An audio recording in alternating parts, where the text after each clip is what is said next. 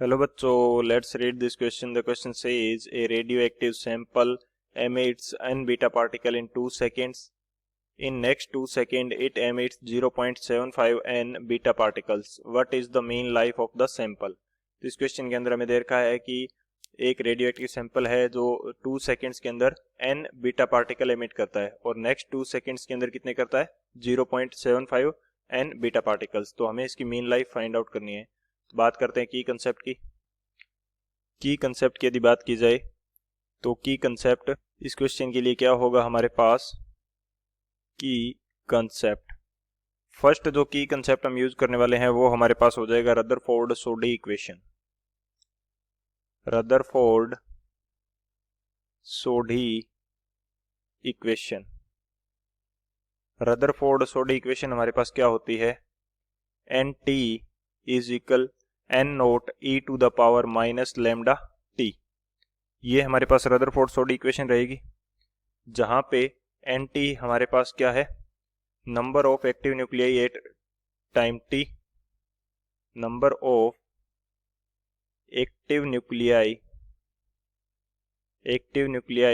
Eight time T. और N naught हमारे पास क्या है, number of active nuclei at time t is equal to 0 second. और जो लेमडा है हमारे पास ये क्या रहता है, ये हमारे पास होता है डीके कांस्टेंट. t हमारे पास टाइम है. तो एक तो ये की कंसेप्ट हो जाएगा. सेकंड की कंसेप्ट हमारे पास क्या रहेगा कि जो t एवरेज होती है यानी कि एवरेज या मीन लाइफ जो होती है वो हमारे पास किस प्रकार से फाइंड आउट करते हैं. इसकी वैल्यू होती है 1/λ के इक्वल. टी एवरेज की वैल्यू क्या होती है 1/λ के इक्वल. बेसिकली टी एवरेज उस टाइम को बोला जाता है कि जब हमारे पास जो कोई रेडियो एक्टिव सैंपल है उसका डीके 63% तक हो जाता है तो उस टाइम को बोला जाता है टी एवरेज. तो इन दोनों की कंसेप्ट की हेल्प से इस क्वेश्चन को सोल्व करते हैं. की कंसेप्ट की यदि बात सॉल्यूशन की यदि बात की जाए तो सॉल्यूशन इस क्वेश्चन के लिए हमारे पास क्या रहने वाला है हम देखते हैं. हमने सबसे पहले तो ये अज्यूम किया है कि एन नोट क्या है, इनिशियल रेडियो एक्टिव जो न्यूक्लियाई है, एक्टिव न्यूक्लियाई है टी इज इक्वल 0 पे वो है. तो यहाँ पे रदरफोर्ड सोडी इक्वेशन क्या कहती है, N T is equal N naught e to the power minus lambda T. ये हमारे पास रदरफोर्ड सोडी इक्वेशन है यानी कि टाइम टी के ऊपर जो एक्टिव न्यूक्लियाई है उनकी वैल्यू है. तो टाइम टी तक आने में कितने डीके कितना हो जाएगा वो देख लेते हैं, यानी कि बीटा पार्टिकल्स कितने बन जाएंगे. डीकेड नंबर ऑफ न्यूक्लियाई बोल दो इसको, या हम बोल सकते हैं number of beta particles. Number of beta particles बोल सकते हैं. Number of beta particles 8 time T. T time तक कितने बीटा पार्टिकल्स हमारे पास बन जाएंगे. तो इनिशियल हमारे पास थे सैंपल के जो एक्टिव न्यूक्लियाई थे वो एन नोट थे और टी टाइम पे एक्टिव न्यूक्लियाई क्या है N naught e to the power minus lambda T. तो इन दोनों को एक दूसरे से माइनस कर देंगे तो हमारे पास डिकेड न्यूक्लियाई आ जाएंगे, यानी कि इतने न्यूक्लियाई डीके हो चुके हैं और यानी कि इतने बीटा पार्टिकल्स बन जाएंगे. क्योंकि एक रिएक्शन से एक बीटा पार्टिकल बनता है, एक न्यूक्लियाई से एक बीटा पार्टिकल बनेगा. तो एन नोट हमारे पास क्या है, कॉमन आ जाएगा 1 minus e to the power minus lambda T. तो ये हमारे बीटा पार्टिकल्स का एन बीटा, इसको मैं बोल देता हूं. तो बीटा पार्टिकल का नंबर आ जाएगा टाइम टी के ऊपर. तो अब यहां से हम इस इक्वेशन के अंदर अप्लाई करते हैं.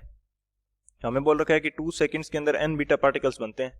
तो एन बीटा की जगह एन आ जाएगा और इनिशियल हमारे पास क्या था एन नोट, बीटा पार्टिकल नहीं थे एन नोट, जबकि हमारे पास सैंपल का जो एक्टिव नंबर था एक्टिव न्यूक्लियाई का वो था N naught. 1 minus e to the power minus lambda T की वैल्यू क्या है 2 सेकेंड्स, तो ये 2 आ जाएगा. इसी तरह से हमें बोला है कि n बराबर नेक्स्ट 2 सेकेंड्स के अंदर 0.75 n बीटा पार्टिकल्स जो एमिट हो जाते हैं. तो टोटल कितना टाइम हो गया 4 सेकेंड्स. तो 4 सेकेंड्स के अंदर कितने पार्टिकल हो जाएंगे, इन 4 सेकेंड्स। 4 सेकेंड्स के अंदर हमारे पास कितने बीटा पार्टिकल एमिट हो जाएंगे? n थे फर्स्ट 2 के अंदर, सेकेंड 2 के अंदर 0.75 n, तो ये कितने आ जाएंगे? 1.75 n आ जाएंगे 4 सेकेंड्स के अंदर। तो यहाँ पे यदि मैं रदरफोर्ड सोडी इक्वेशन लगाऊं तो ये मेरे पास कितना होगा? 1.75 n is equal to n naught 1 minus e to the power minus lambda, और t यहाँ पे क्या आ जाएगा? 4 सेकेंड। तो ये हमारे पास क्या हो जाएगी? सेकेंड इक्वेशन हो जाएगी। तो इस इक्वेशन को मैं बोल देता हूँ इक्वेशन फर्स्ट, और इस इक्वेशन को मैं बोल देता हूँ इक्वेशन सेकेंड। ये हमारे पास क्या हो जाएगी? इक्वेशन सेकेंड हो जाएगी। अब मैं काम करता हूँ equation second by equation first कर देता हूँ। Equation second divided by equation first. तो सेकेंड इक्वेशन क्या है? 1.75 by n which is equal to n naught 1 minus e to the power minus 4 lambda, और फर्स्ट इक्वेशन क्या है?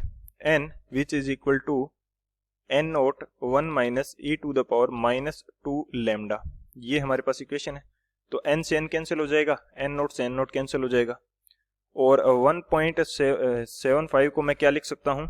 इसको मैं लिख सकता हूँ 7/4। इसको मैं 7/4 भी लिख सकता हूँ। अब क्या करते हैं? क्रॉस मल्टीप्लिकेशन कर देते हैं।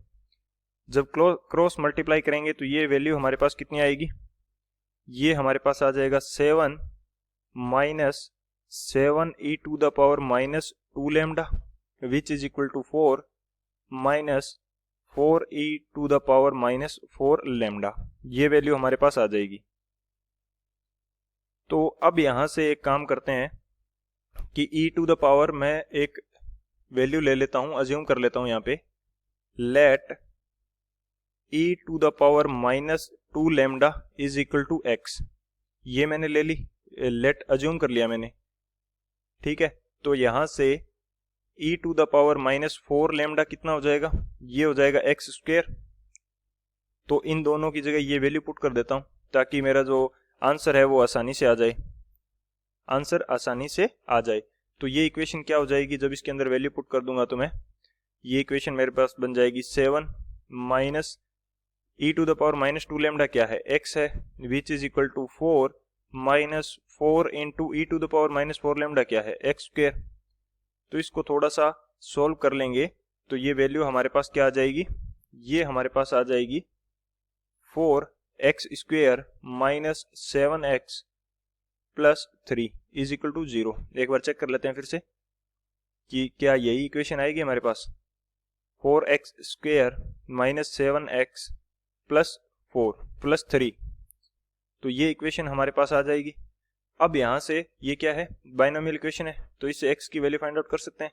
x की वैल्यू फाइंड आउट करने के लिए हमारे पास फॉर्मूला रहता है minus B plus minus B square minus 4ac इसका root over divided by 2a। तो इस इक्वेशन से देखा जाए तो यहाँ पे a की वैल्यू कितनी है हमारे पास? a की वैल्यू है 4, b की वैल्यू हमारे पास कितनी है? b की वैल्यू है हमारे पास -7, और c की वैल्यू कितनी है? 3 है। तो ये वैल्यूज मैं यहाँ पे रख देता हूँ। b की वैल्यू है -7 प्लस माइनस बी स्क्वेयर -7 का स्क्वेयर माइनस 4, a की वैल्यू क्या है? 4, और c की वैल्यू हमारे पास क्या है? 3। इसका आ जाएगा रूट ओवर और divided by 2a।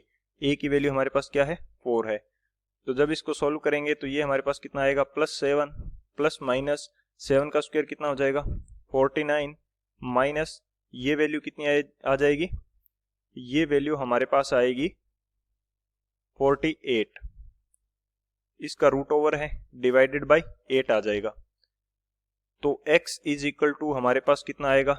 7 plus minus 1 by 8, ये वैल्यू आ जाएगी हमारे पास। तो जब इसको सोल्व करेंगे तो यहाँ से हमारे पास x के दो वैल्यू आएंगे। एक वैल्यू तो हमारे पास आएगा पॉजिटिव लेंगे तब ये आ जाएगा 1, और सेकंड हमारे पास आ जाएगी +1 की जगह -1 यूज करेंगे तो ये हमारे पास आ जाएगी 6/8 यानी कि 3/4, ये वैल्यू हमारे पास आ जाएगी। अब यहाँ से हमने x किसकी जगह एज्यूम किया था?